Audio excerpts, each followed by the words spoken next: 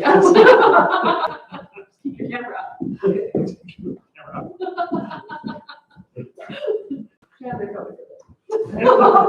It's gonna be a great way to start that video.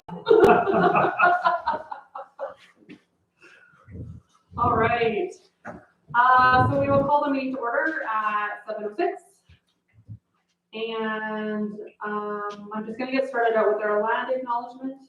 It's nice to be back here doing this. It's been, I don't know how long now. So the town of Colhurst is located on traditional Blackfoot Confederacy territory. We honor the Blackfoot people and their traditional ways of knowing and caring for this land, as well as all Indigenous peoples who have helped shape and continue to strengthen our community. Okay, we're going to adopt the previous minutes. So does anyone, we'll start out with the second regular meeting, which was held on December 7th.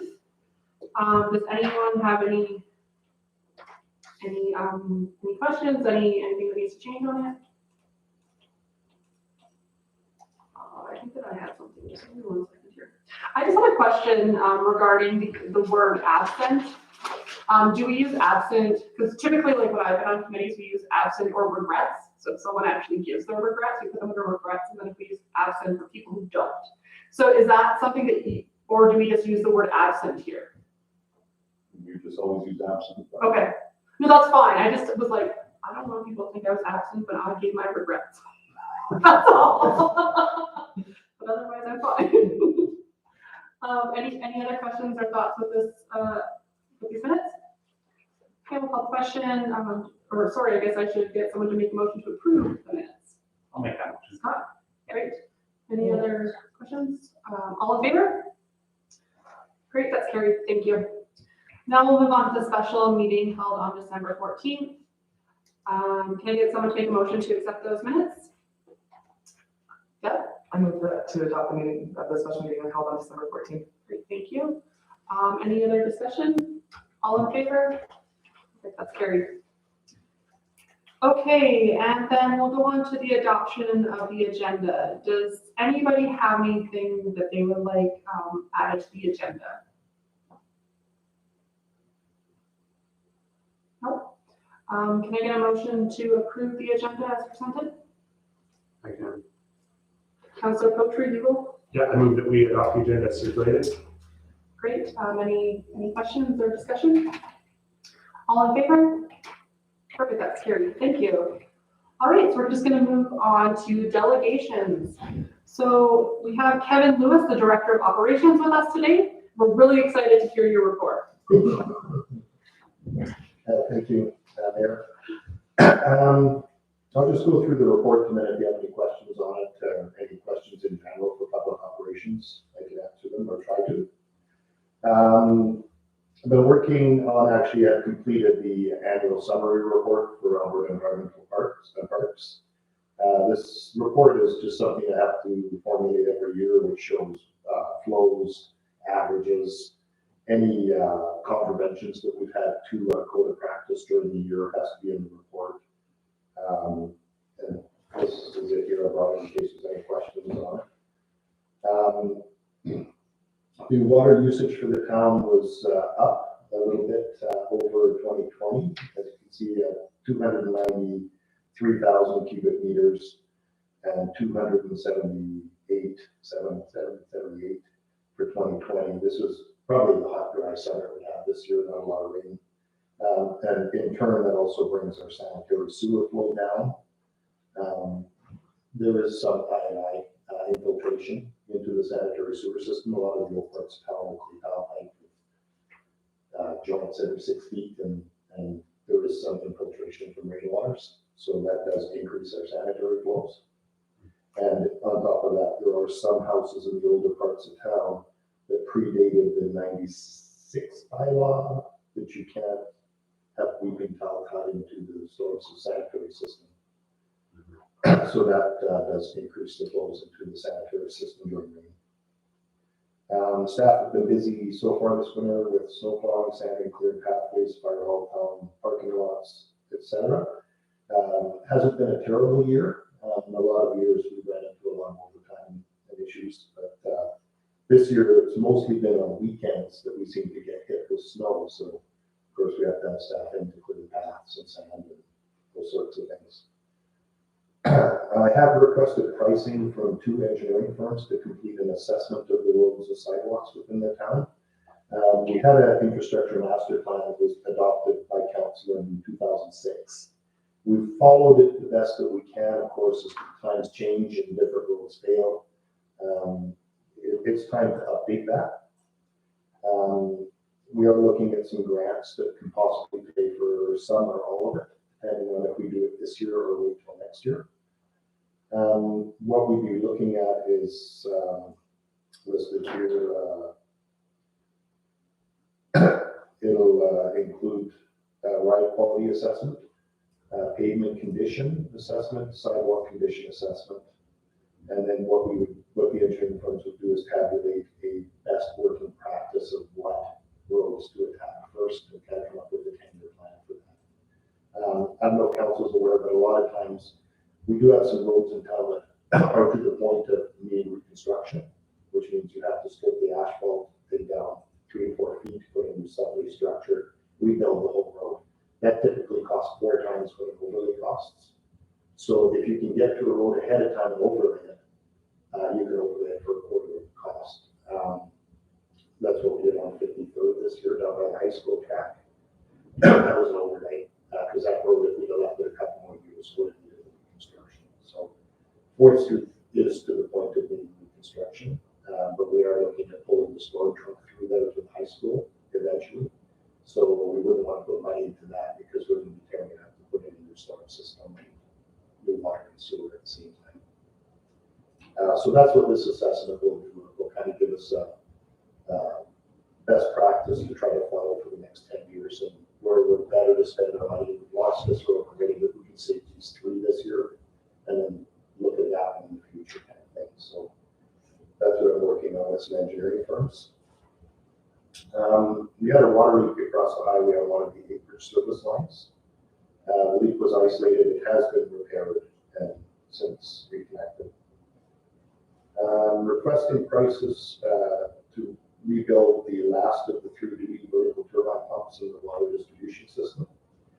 We've done 1 a year for the last 2 years, so this will be the 3rd and final service pump. Basically, they've been in the well since 2006. 15 to 20 years is kind of a life expectancy. So rather than wait for the pump to fail, we'll get a crane and lift it through the skylight, set it up to Champo pump. They'll put rebearing seals through the whole pump.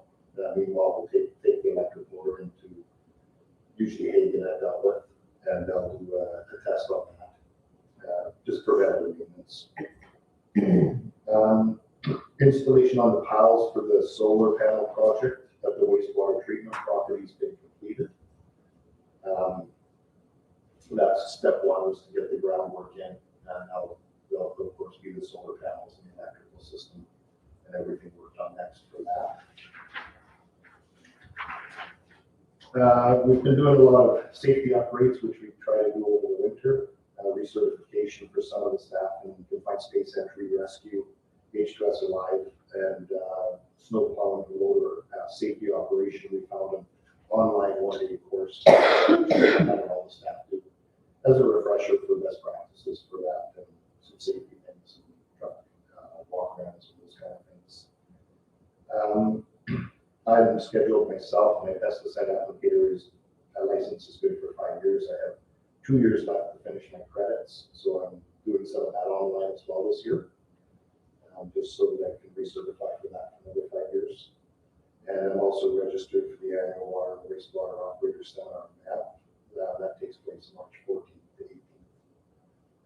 18th. We did have some garbage truck breakdowns over Christmas. Thank you to my staff, Marcus and Sean. We were down to 1 truck, and we had to pick up 2 days on a couple of days, so they split shifts. One came in at 6 in the morning and went till 2:30 in the afternoon, and then the next day was done from there until 9 o'clock at night. We have the other truck back in service now, so we're back to 2 trucks.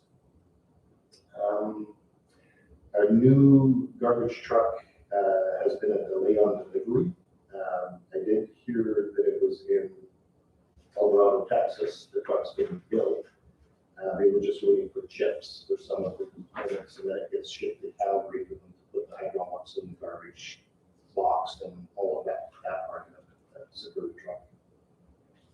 So that's pretty much some of the highlights, some of the projects and things that we're working on at the current time. Great, thank you. Does anyone have any questions? Councilor Boucher? Thanks for your report, Kevin. I just had a question on the annual report. Okay. Is there, I've never read one of these. Mhm. Is it a public thing that we share, or is it just?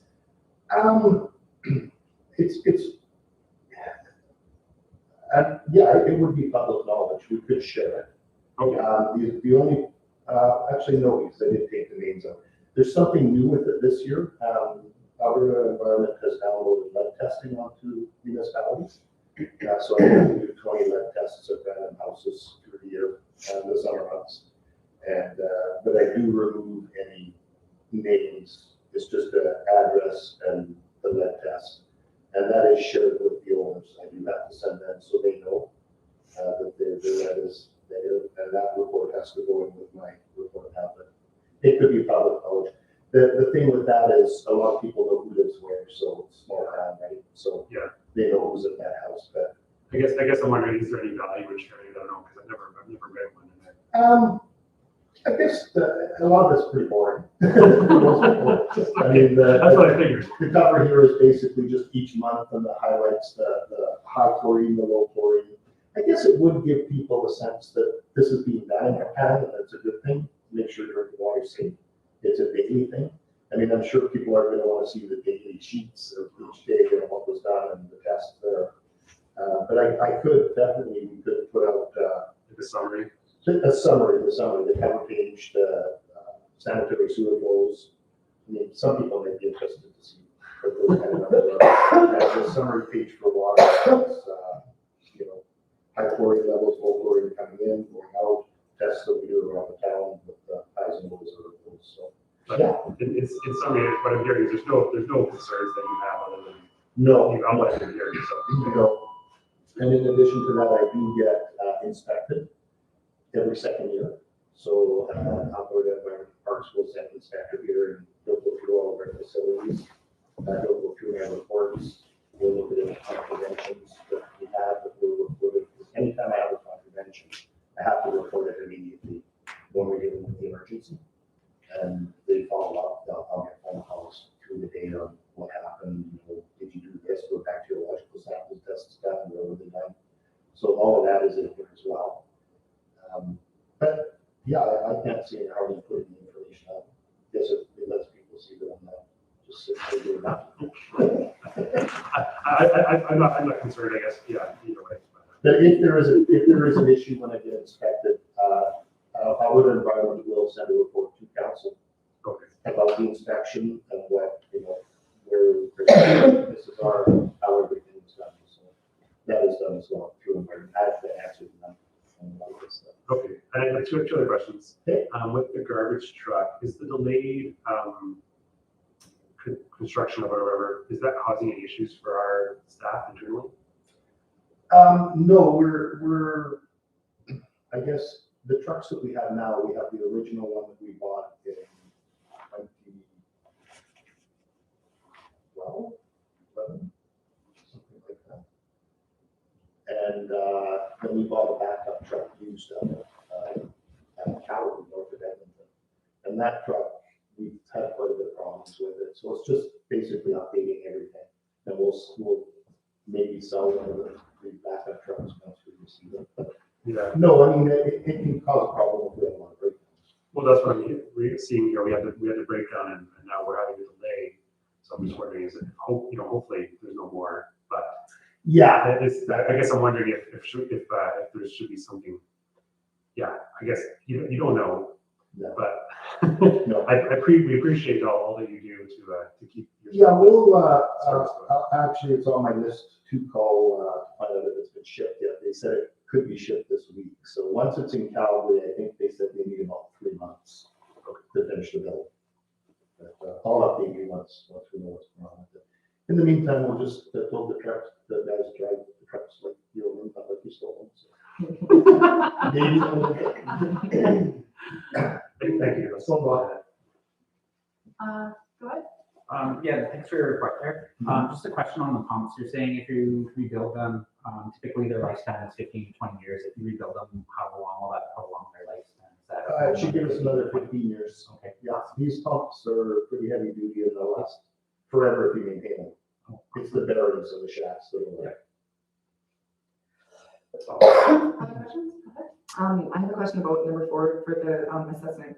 Just similar to Councillor Putchie's question, is it something that's available to the public? The infrastructure plan? Once we Yeah, have the master plan. Yeah. Yeah, that's at council's discretion. It'll be a document that will state recommendations that these are the streets we should focus on first, and we'll put it into, have you seen our current infrastructure master plan? I don't believe so, no. Okay, it's basically, it'll be a spreadsheet and it'll kind of plan out how much is going to be spent each year and where are the best places to spend it to kind of meet our grants and things like that. So it'll give us a high-end plan on moving forward with the roads, but definitely a public document. Okay. So I just have a question about the infrastructure master plan as well. Is that what you were referring to? Yeah. Is that okay? And so with that, like, you noted it was done in 2006. That's old. Like, and so I guess that, like, how long are those plans typically in place for? Because like we're talking, well, I can't do math, but a long time. And Yeah. so, and is that something that typically, like, is that who creates that document? Is that something that council does, or is that something? Engineering firms. Okay, Yeah. okay, The water one, that's kind of a living document. We look at that often. I have the distribution reservoir. We send in submarines to Canada and check for any structure issues every 5 years. We look at our water usage, when we're going to probably need to construct a new reservoir, future planning, those kind of things. Water replacements, anytime we would construct a road, we'll camera the sanitary system, see if we need to replace the sewer. Now we're holding up by a camera all around for a few years. Try to do 3 or 4 or 5 streets a year, just to make sure that we're not having failures. Yeah. Those water and sewer kind of living where that's ongoing all the time, but roads definitely we need to do and the sidewalks. Yeah. I mean, it's getting to the point for me where I don't know. I'm thinking we should do this. Should we do this? Or should we go here? And I do use, I'm not sure which of the councilors are on the risk management committee, but that's something that we do look at as well. okay, I share that with them at that committee meeting, and we see where is the best place where we think is, you know, is. But Yeah. I mean, you never know. You could rebuild this road, this one fails. So, yes, you know, we should have done that, but Yeah. engineers are definitely what they'll use. One of the companies for sure has a van they drive around, and it actually sees the depth of the pavement. Like these are sonar and radar, and they have all these fancy words for it, but it actually tells us what the asphalt construction is, how it's fading underneath. It reads all of that. So this is actually going to give us not just a look at the surface, but a look underneath. Yeah. How much sub-base structure is left, what's failing, how much moisture content there is. So it's quite an in-depth study. It's not cheap. Yeah. But we're looking at this advanced. okay. Great, thank you. Any other questions for anyone? Doesn't look like it. Well, thank you very much. I don't think you need to stay unless you really want to. I'd love to. No, but I will, I think Kim usually does try to schedule me occasionally, so I can come in. So you ever have questions, but you can also reach out to me. One thing I will extend to council is that if anyone does want to see our facilities, let me know personally, just for phone me work here. I was going to do it as a group, but I think with COVID, we could go, maybe I could take one, follow me in the car, they can take a look in the water distribution reservoir. Yeah. I can explain how it works. Go to lift stations. So then when residents ask you, you actually have seen it, and you kind of understand how it works. So I know that was something that you were quite interested in. Yeah. just contact me and we can try and arrange a time. That suits both to do that. That'd be fun. That's awesome. Thank you. Thank you. Thank you. Alright. Okay, we're gonna move on to 5, citizens without formal notice. I have a question for Kevin. You can fool me anytime. Okay. Yeah, the camera's not working. It's not on. It's not working. Yeah, it never started. Oh, Yeah, it quit, but we got it restarted again, so it should be working. It looks like it's working there. I think that means no Okay. Did we want to take a minute or two just to kind of check it out? I'll see if I can see anything on YouTube.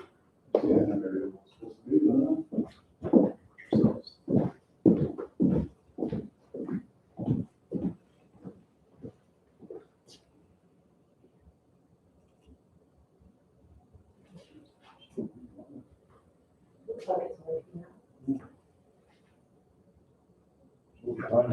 Yeah, I can see you, but yeah. Oh, perfect. What's wrong with mine? Gotta hit refresh, maybe. Good thing you're here in person. Well, that's why I'm here. That's why I'm here. I was relaxing in my chair and I couldn't get it. And then it stopped. Okay, so we'll move on to 6 business arising from previous minutes. Starting with the Government of Alberta regarding the updates from the Coal Policy Committee. I just, I got a note from Heather saying she's super medicated and had migraine, so she will be here. Okay, thank you. All right. Right, so basically, not too much on that, just because we've been kind of following that, just says that the engagement final reports have been submitted to the Minister of Energy, and once further updates are available, so the update is we're keep our eye on it, I guess. Great. That's what it. Does anyone have any questions or anything about that? All right, let's move on to our next kind of business here is the appointments to Community Futures, Lethbridge Region, and the Record Culture Committee. So let's start out with the Community Futures one. And so this is the one that Heather was a part of. And so I would actually like to nominate, I don't know if we can do this, Councillor Florence to fill that role. So I'd like to make a motion that Councillor Florence, okay, I started with the wrong one. Can we jump down to the Community Futures one? Plus, just, go ahead. Thank you, Madam Mayor. Basically, we just did a long-winded Oh, okay, motion there. I mean, if you want to split it up or do whatever, you certainly can, but. okay. And I No, did, just for clarification. Yeah. We did, at the previous meeting, we did appoint the 3 members at large to the advisory committee. And yes. we talked about Barbara Edgecombe Green being removed, but we never passed the motion to have her removed. Okay, so we should start up there. Let's do So I that just then. wanted to add that to this one, just so it's clarified that. Perfect. Okay. Disregard my motion. It was not fully done, so it's not on the floor or the table. Okay, so let's start talking about the first motion that we have here. Would anyone like to make a motion to remove Barbara Edgecombe Green? You can do that. Great. Can you read out the motion? Yeah. I move that the Council of the Town of Coalhurst hereby remove Barbara Edgecombe Green as a member at large of the Emergency Advisory Committee and Deputy Mayor Heather Caldwell as the town's appointment to Community Futures Lethbridge Region for the 2021-2022 term. And I guess furthermore, the following appointments be made for the remainder of the 2021-2022 term. And then we have the list, Community Futures Lethbridge Region, Recreation and Culture Committee, Coalhurst Parks and Rec Society, the 2 members at large. Great. So as part of this, even though the motion is out there, but it's not fully done yet, I would like to nominate Councillor Florence for the Community Futures Lethbridge Region. If you're okay with that. Okay. And then we also have from Parks and Recreation Society, it is Stephanie Karsten and Aaron Wolf.